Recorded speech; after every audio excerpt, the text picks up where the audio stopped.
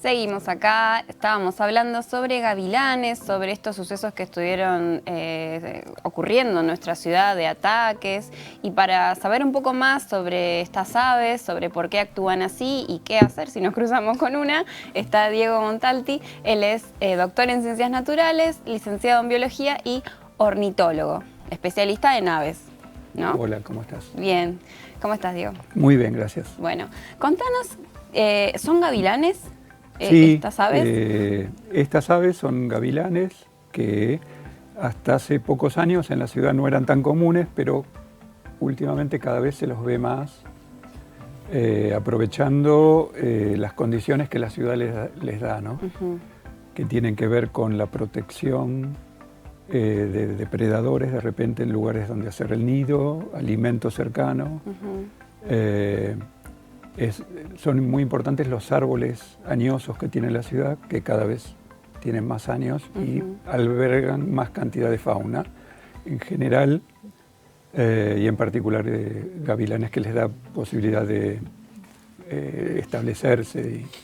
¿Estos gavilanes migraron de algún lugar o los trajeron con, no sé, tal vez para el control de plagas? No, puede ser en algún caso que se hayan traído para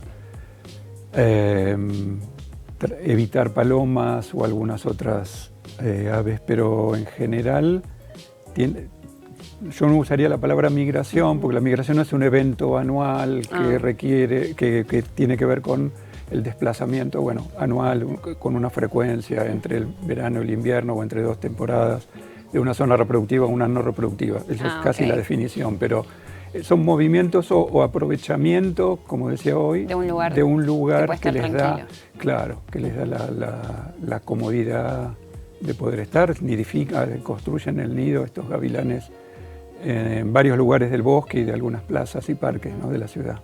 ¿Y por qué empezaron a atacar a algunas personas? Tampoco es que son un montón de casos, pero llama la atención, ¿no? Sí, y creo que nos tenemos que quedar con eso que vos acabas de decir. Llama la atención y no cuesta encontrar una razón segura o una razón que podamos afirmar que están atacando por tal causa, ¿no? Porque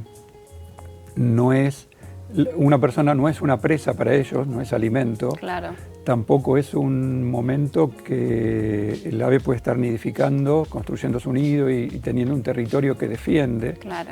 Entonces son eventos esporádicos, ponele raros, o pongámosle que ocurren algún individuo que sí, que se siente presionado por alguna condición del ambiente en ese momento, ruidos, algo que lo sacó de su normalidad y bueno, y produjo un evento de este tipo, pero es rarísimo. ¿Sí? Porque en sí, o sea, ellos solamente cazan animales pequeños. Claro, en general cazan roedores, ratas, lauchas, ratones. Como veíamos en el video de Ensenada.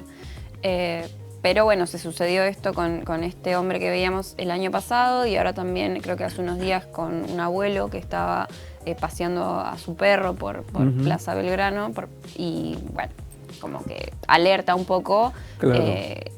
Que te da un poco de quickie, que de repente vas así súper tranquilo y que venga... Sí, podemos decir que no son peligrosos para la gente.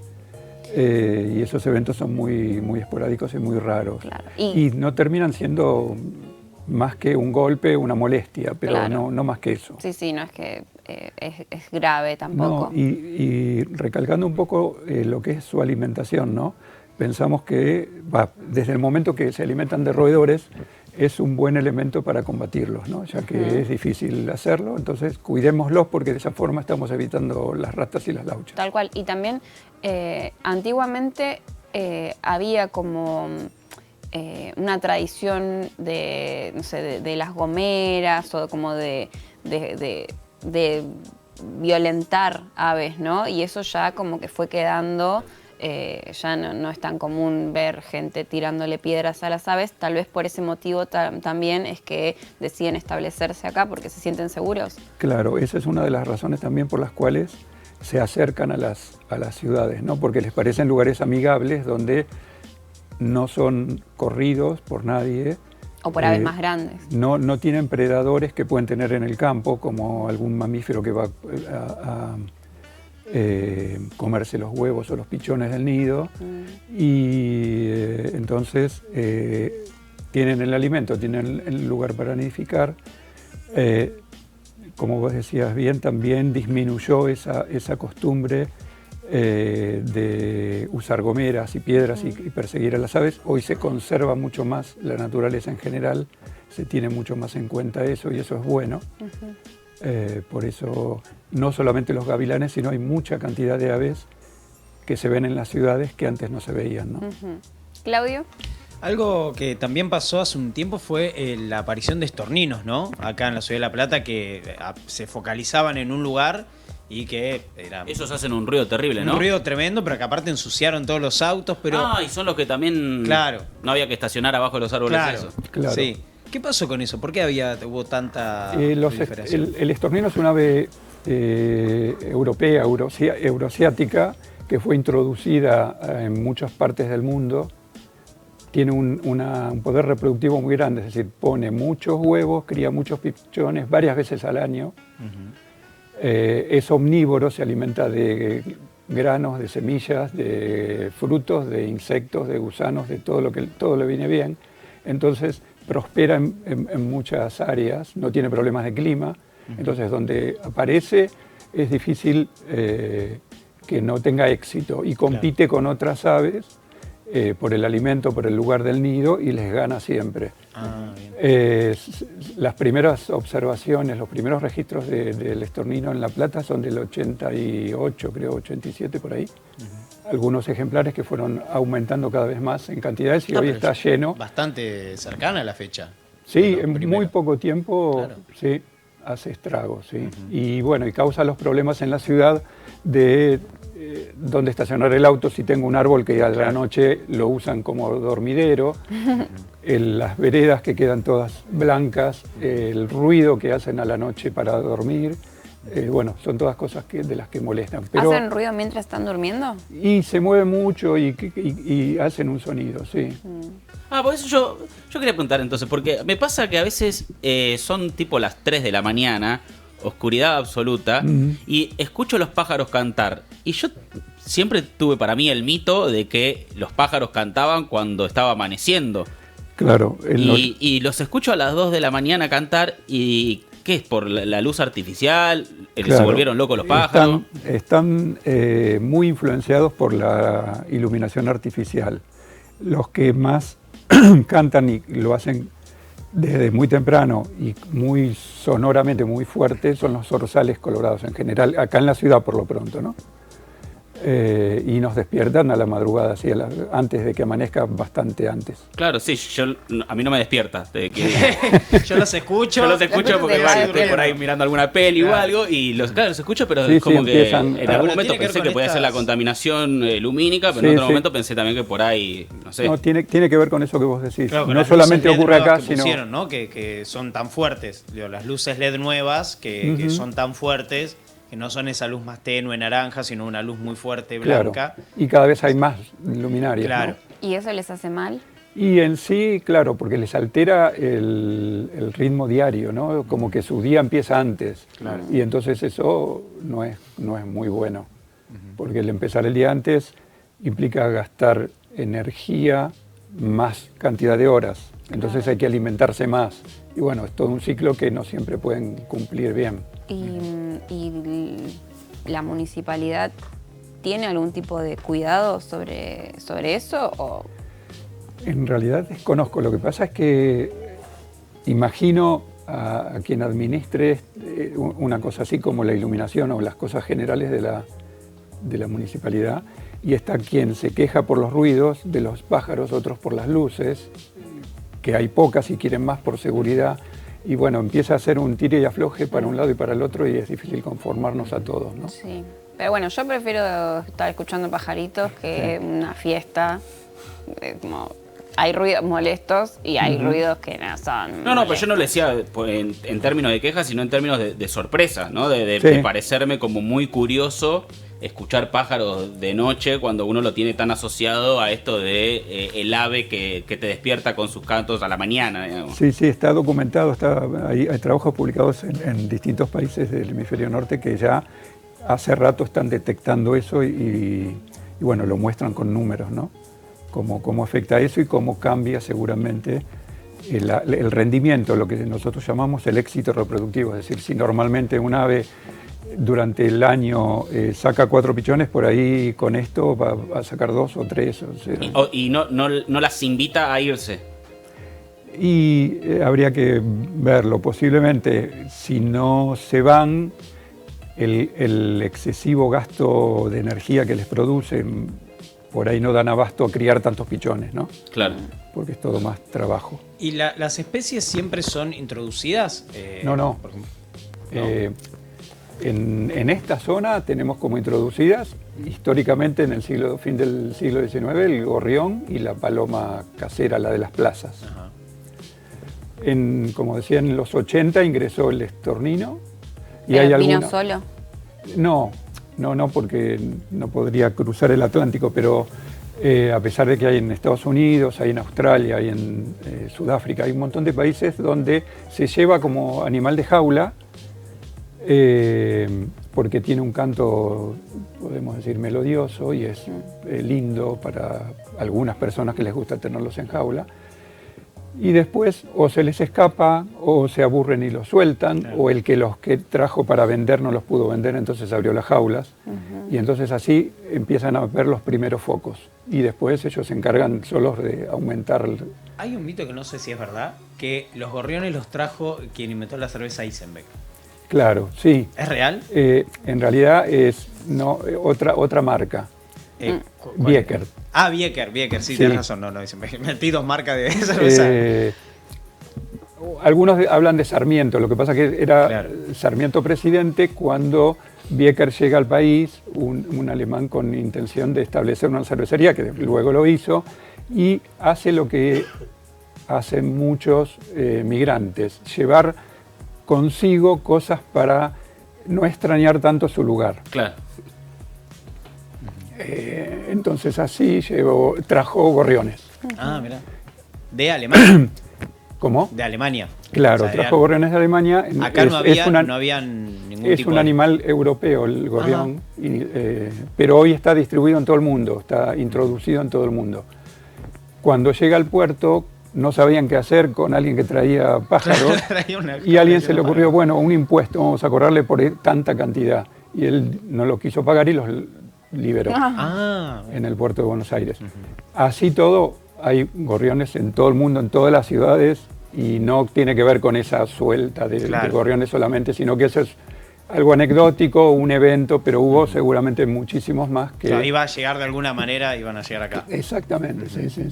Y limítrofes, por ejemplo, ¿hay pájaros en Brasil que no hay en Argentina? Porque uno piensa en los límites que tenemos nosotros, pero en el aire no. Claro, entonces, los límites no son... la aduana, digamos, claro. No, porque vos podés controlar a determinada fauna. Sí, no necesitan terrestre. Pasaporte para ir a otro lado, digamos. No digo pasaporte, digo fauna terrestre que se puede cruzar de un lado al otro o no puede cruzar porque hay un río que separa. Pero la aérea no, entonces... Claro, sí, hay muchísimas cantidades de especies que están en Sudamérica. Que están en ambos países. Sí, con Brasil o con muchos otros países no sé, el chimango, podemos decir, por decir alguno, ¿no? Que desde el norte de Sudamérica hasta todo Sudamérica. ¿El chimango es del norte de Sudamérica?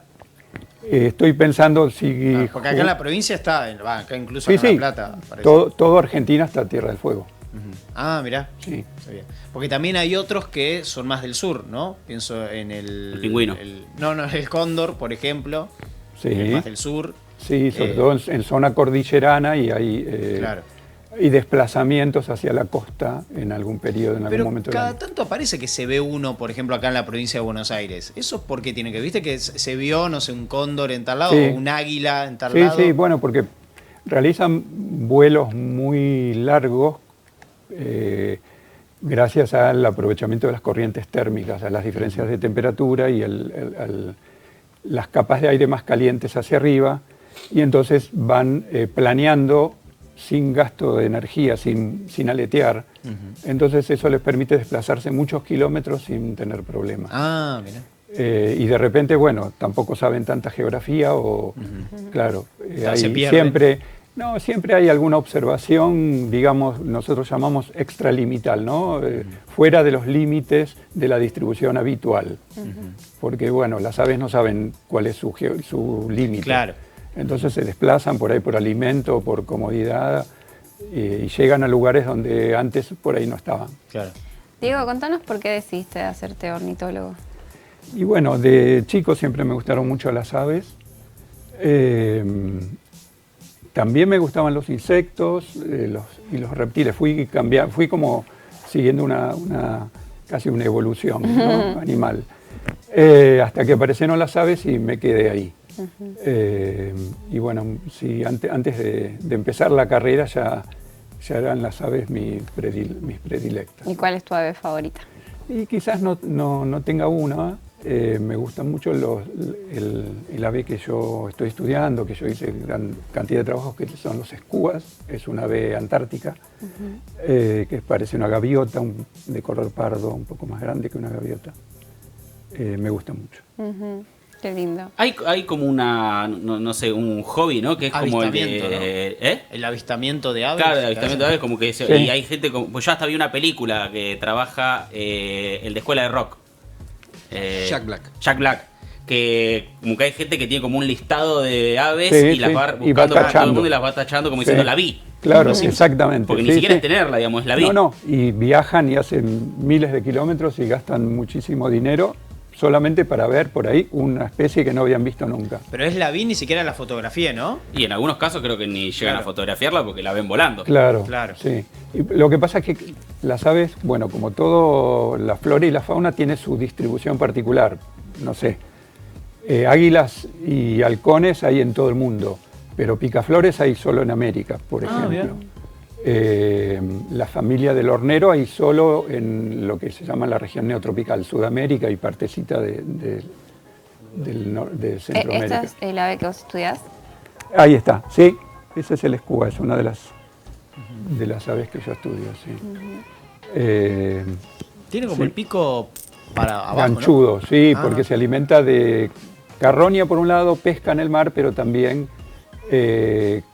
ataca nidos de aves, de otras aves, Mira. incluso de sus congéneres, huevos o pichones. ¿no? Mira. Sí, Mira. son- La otra vez escuché un mito desmentido, que hay que ver si es real, que la avestruz, viste, que siempre se dijo que metía la cabeza en la tierra. Sí. Que es mentira, que no meten la cabeza en la tierra. no, ¿Es mentira? y sí. Ah.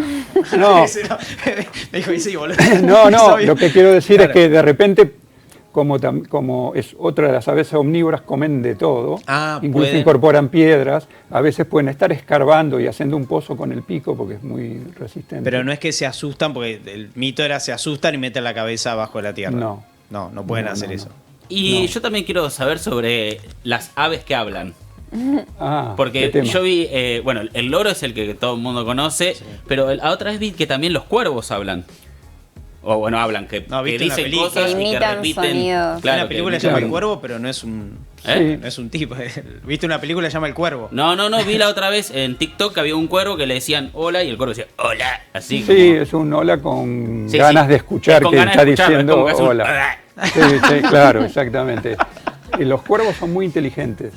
Son de las aves más inteligentes que Ah, ¿sí? existen. Pero ¿por qué habla? O sea, Repiten cosas que escuchan. Hay muchas aves que repiten, incluso las calandrias que tenemos acá en la ciudad y que conocemos más o menos, grises con cola larga.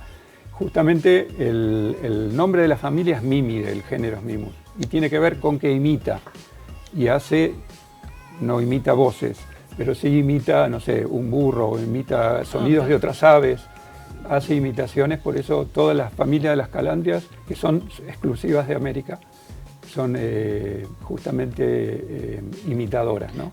¿Y para qué imitan? O sea, porque no, son tipo Sí, Nito no Artaza. para hacer, claro, no para hacer un espectáculo en Es Carlos una cuestión Paz. de defensa. Y es- puede tener que ver con la defensa, puede tener que ver con muchas distintas características. El canto es comunicación entre las aves y a veces es defensa, a veces es buscar pareja, a veces Ahí es está el cuervo. amedrentar al predador. Lo que pasa, la otra vez planteamos esto de que lo raro es que son los animales menos domesticados como para que sean los primeros en hablar. Digo, uno pensaría que un perro, un gato, digo, van a hablar antes. Pero no es que primero que hablar, que evolucionaron. Bueno, hablar, en repetir. Bueno, pero uno piensa que el gato va a repetir antes que un loro, ¿entendés? O un pájaro. Es como, no te esperás que un cuervo repita que tiene poca interacción con los humanos. Pues sí, bueno, el gato va a salir hablando primero. Claro, ahí estaríamos haciendo una comparación evolutiva, digamos, ¿no? Claro. Que un mamífero tiene más desarrollo por ese lado, decís. Sí, claro. Y más vínculo con el diálogo humano. Claro. Con la voz humana como para que... Claro, lo que pasa es que también hay que generar, independientemente del cerebro, una cuestión vocal, ¿no? Claro.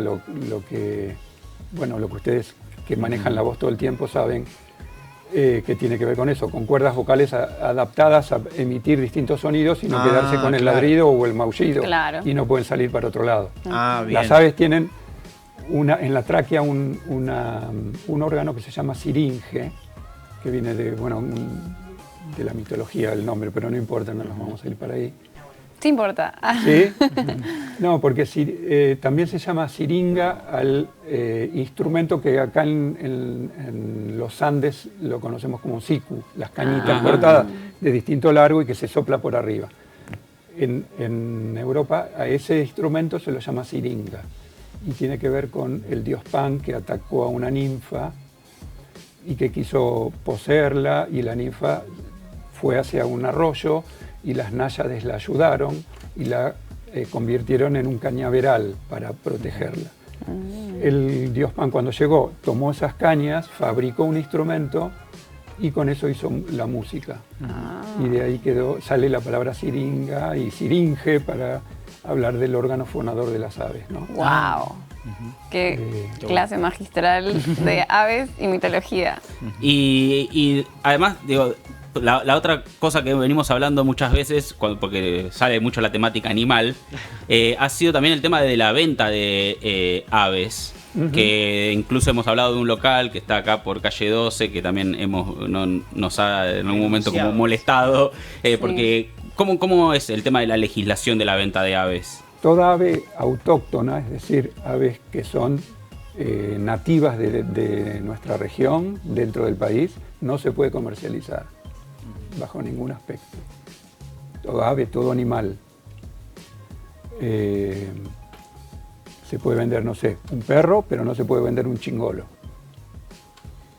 Entonces, esta veterinaria tan famosa que vende aves, no tendría que... Canarios se pueden vender, palomas se pueden vender, pero no se pueden vender aves autóctonas. No se pueden vender, no sé, federales, músicos, tordos, yo hubiese pensado cardenales. que era al revés, porque he visto también muchas veces que pasa esto de que quieren ingresar con aves al país y los agarran como que con venta de animales.